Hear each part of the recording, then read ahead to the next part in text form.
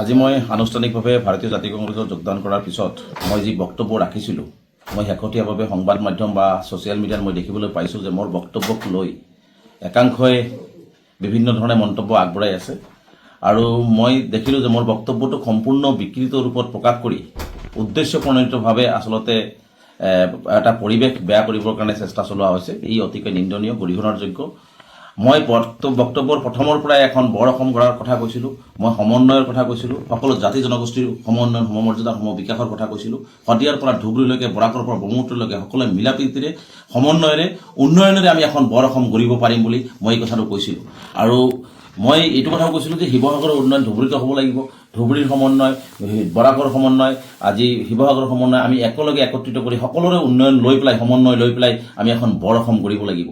তেনে এক পৰিপ্ৰেক্ষিতত মোৰ বক্তব্যৰ কিছু অংশক লৈ পেলাই যি ধৰণে আচলতে প্ৰপাগাণ্ডা সৃষ্টি কৰা হৈছে, গতিকে এইটো সঁচাকৈ গৰিহণাৰ যোগ্য, নিন্দনীয়।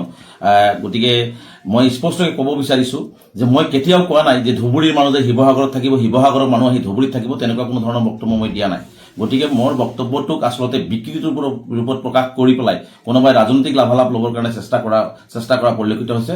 একাংশও তাত হাত উজান দিছে যে মই শিৱসাগৰখন ধুবুৰীলৈকে, ধুবুৰীখন শিৱসাগৰলৈকে লৈ যাব বিচাৰিছোঁ। তেনেকুৱা ধৰণৰ কোনো বক্তব্য মই দিয়া নাই, কাৰণ মই স্পষ্টকৈ ক'ব বিচাৰিছোঁ যে জাতীয় সংগঠন কৰিছোঁ দীৰ্ঘদিন। আমাৰ সদায় মনত এটাই ভাৱ থাকে, আমি সকলো জাতি জনগোষ্ঠীৰ মাজত মিলাপ্ৰীতিৰে কেনেকৈ অসমখন আগুৱাই লৈ যাব লাগে, কেনেকৈ সমন্বয়ৰ সাঁকোৰ সৃষ্টি কৰিব লাগে, কেনেকৈ বৰাক ব্ৰহ্মপুত্ৰ, উজনি নামনি, শিৱসাগৰ হওক, ধুবুৰী হওক, আজি আপোনাৰ ডিব্ৰুগড় হওক, আজি বৰপেটা হওক, সকলোৰে মাজত এটা মিলাপ্ৰীতি থাকে। সেই মিলাপ্ৰীতি আৰু সমন্বয় সৃষ্টি কৰাৰ ক্ষেত্ৰত আমি কাম কৰিছোঁ। গতিকে মোৰ তেনেকুৱা কোনো অভিপ্ৰায় নাই যে মই ভাঙনমুখী পৰিৱেশ সৃষ্টি কৰিম বা ভাঙনমুখী কথা ক'ম। তেনেকুৱা অভিপ্ৰায় আমাৰ থাকিলে বা মোৰ থাকিলে নিশ্চিতভাৱে মই এটা ছেকুলাৰ পাৰ্টিক, দিশাকা প্ৰসিদ্ধ ছেকুলাৰ পাৰ্টিক, ভাৰতীয় জাতীয় কংগ্ৰেছত মই যোগদান নকৰি বেলেগ পাৰ্টিতো যোগদান কৰিব পাৰিলোঁ হয়। এনেকুৱা অভিপ্ৰায়, এনেকুৱা মানসিকতা আছিলে অসমৰ মুখ্যমন্ত্ৰী ডাঙৰীয়াৰে আছে, কাৰণ তেওঁ সদায় উজনি নামনি, পাহাৰ ভৈয়াম, জিলা ৱাইজ তেওঁ ভাগ কৰি, বিভিন্ন ধৰণে মানুহক বিভিন্ন শ্ৰেণীত ভাগ কৰি তেওঁ অসমখন থান-মান কৰি আছে। আৰু তেনে পৰিপ্ৰেক্ষিতত আমি এখন বৰ অসম ধৰি ৰাখিবৰ কাৰণে গৌৰৱ গগৈ ডাঙৰীয়াৰ নেতৃত্বত আমি সকলোৰে লগত শদিয়াৰ পৰা ধুবুৰীলৈকে, ডিব্ৰুগড় হওক, শিৱসাগৰ হওক, ধুবুৰী হওক, বৰপেটা হওক, বঙাইগাঁও হওক, গুৱাহাটী হওক, সকলোৰে মাজত একতাৰ বন্ধৰে এক বৃহত্তৰ অসমীয়া জাতি গঠন প্ৰক্ৰিয়াক আগবঢ়াই লৈ যাবৰ কাৰণে, সমন্বয় সৃষ্টি কৰি আমি আগুৱাই যাবৰ কাৰণে আমি এই কথা বাৰ্তাবিলাক আমি সদায় বৰ অসমৰ কথাই কৈ আছোঁ যে আমাক এখন বৰ অসমৰ অতি প্ৰয়োজন হৈ পৰিছে। নহ'লে অসমখন তেওঁলোকে ৰখাতলৈ লৈ যাব, অসমখন তেওঁলোকে ধ্বংস কৰিব।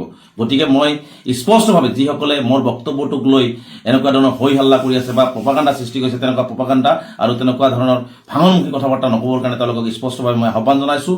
মোৰ লক্ষ্য আৰু উদ্দেশ্য এটাই, আমি বৰ অসম গঢ়িব লাগিব। আমি নামনি উজনি মধ্য সকলোৱে মিলাপ্ৰীতিৰে আমি অসমখন সমন্বয় আৰু উন্নয়নেৰে আমি আগুৱাই লৈ যাব। তেনে লক্ষ্য আৰু উদ্দেশ্য ৰাখি আজি মই সম্পূৰ্ণ বক্তব্য মই আগবঢ়াইছোঁ। তেনে ক্ষেত্ৰত মই কোনো ধৰণৰ ভাঙনমুখী বক্তব্য মই দিয়া নাই। এইটো কথা মই ক্লিয়াৰ কৰিছোঁ যে এইটো কথাত কোনো ধৰণৰ ভাঙনমুখী বক্তব্য মোৰ দ্বাৰা কোনোদিন অহাও নাই, নাহিবও। কিন্তু আচলতে বিজেপিৰ কিছু পণফটকীয়া ব্যক্তি বা আন কিছু ব্যক্তি বিশেষে বা একাংশ সংবাদ মাধ্যমেও আচলতে এইটো বিকৃতি ৰূপত প্ৰকাশ কৰি আচলতে এটা পৰিৱেশ বিনষ্ট কৰিবৰ কাৰণে তেওঁলোকে অহৰহ চেষ্টা কৰি আছে। তেনেকুৱা পৰিৱেশ বিনষ্ট নকৰিবৰ কাৰণে তেখেতসকলক আহ্বান জনাইছোঁ।